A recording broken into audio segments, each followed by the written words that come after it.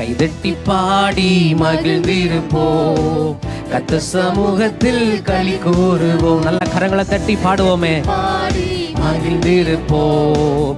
கர்த்தர் சமூகத்தில் களி கூறுவோம். களி கூறுவோம். களி கூறுவோம். கர்த்தர் சொன்ன வாக்கு தத்தம் சொல்லி மகிழ்வோம்.